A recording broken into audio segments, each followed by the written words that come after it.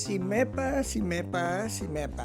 Capital Markets Efficiency Promotion Act. Sobrang complicated ng mga video na papanood ko sa YouTube. Pero simple lang naman talaga.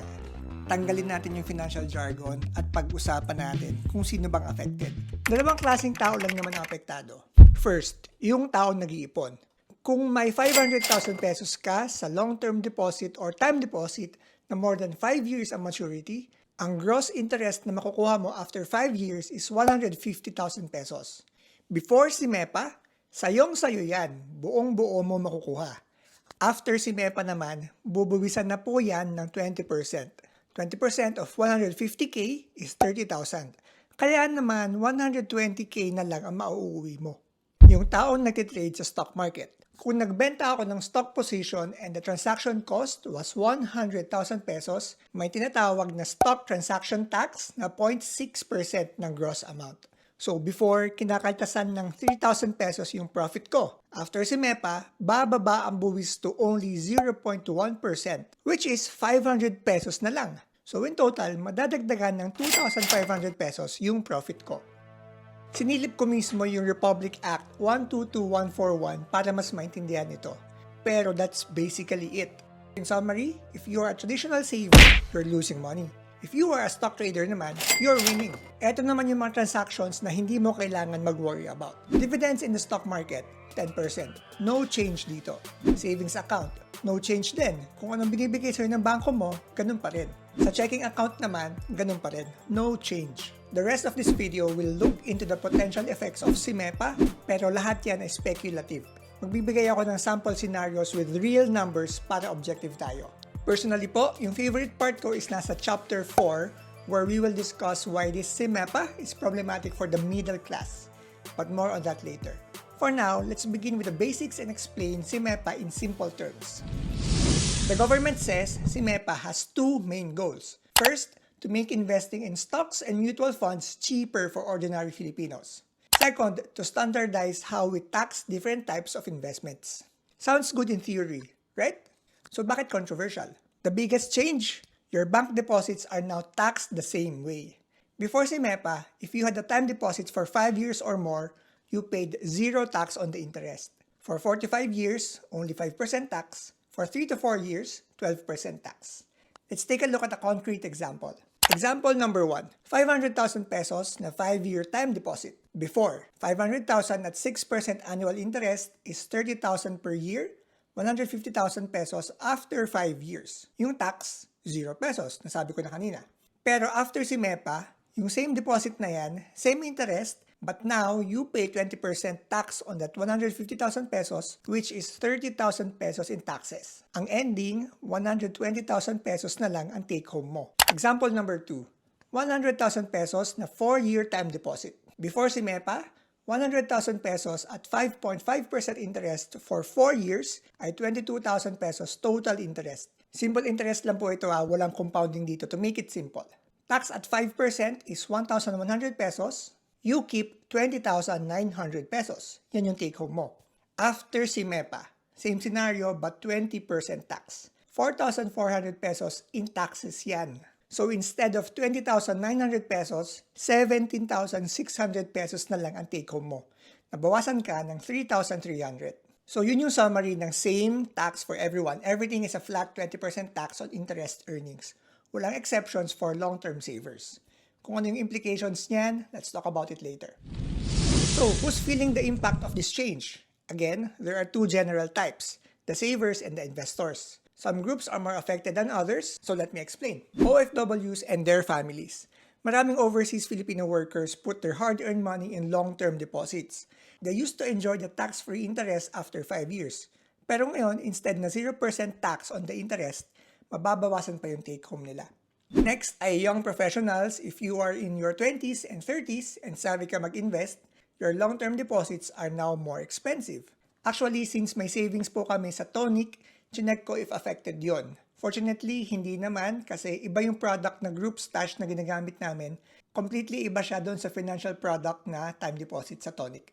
Small business owners are also affected by this. Those who park their emergency funds in their time deposits are seeing their returns shrink. Actually, let me correct this.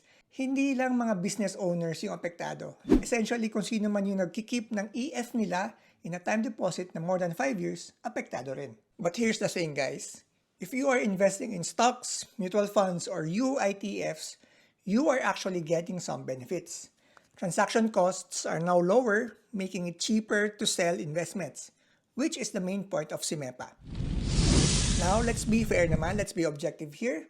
This law isn't all bad. Let me show you both sides. The good side, cheaper stock trading. Yung stock transaction tax na nabanggit ko kanina, it dropped from 0.6% to just 0.1%.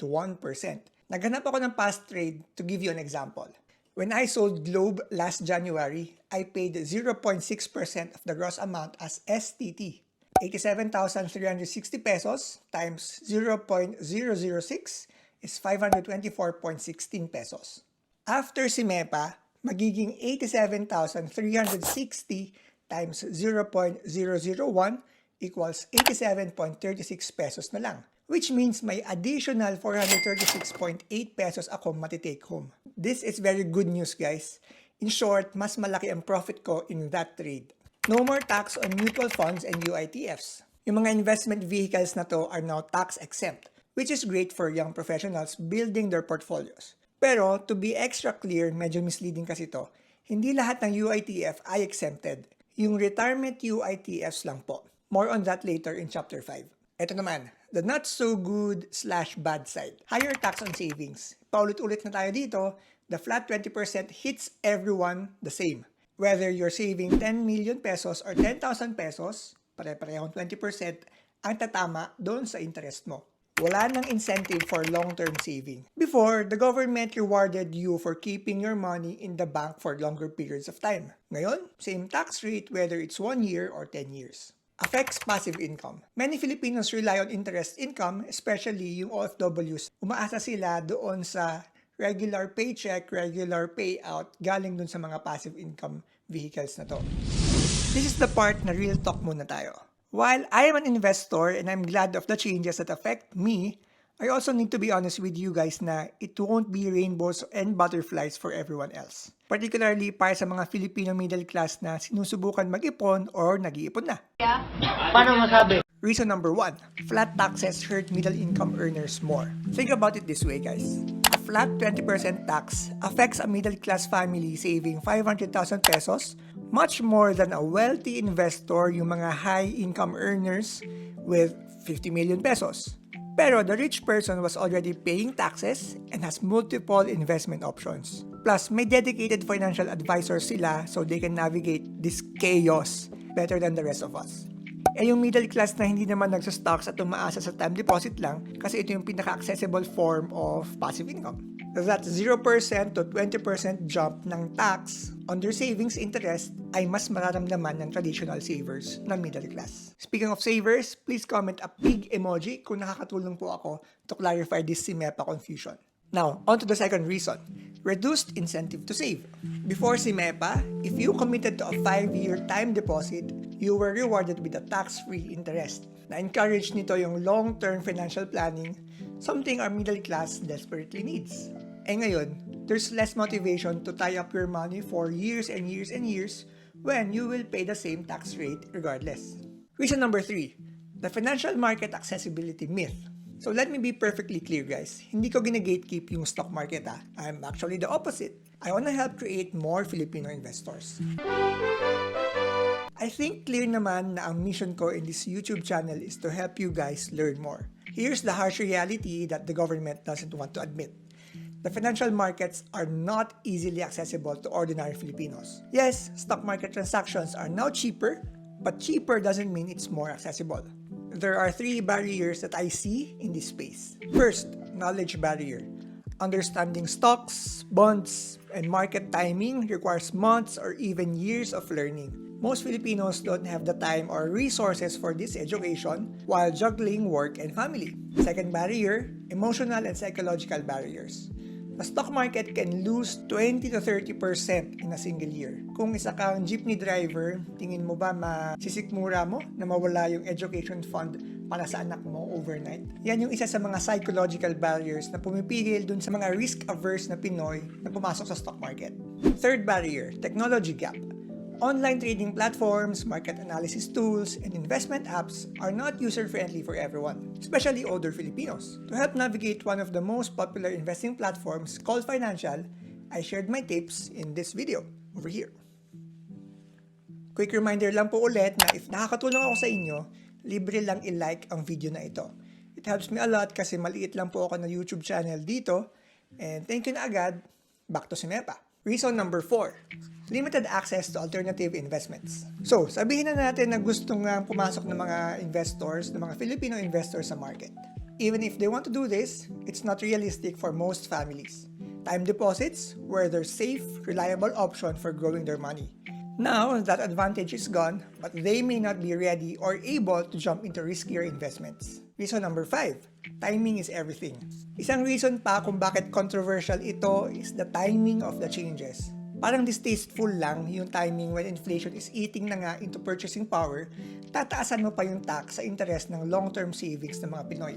When your grocery budget is already stretched, losing 20% of your interest earnings really hurts. Reason number 6, the same rate for everyone problem. This talks about equality versus equity. The government calls this fair because everyone pays the same rate. But is it really fair when a taxi driver or a jeepney driver saving 50,000 pesos pays the same tax percentage as an executive saving 5 million pesos? This is what economists call a regressive effect.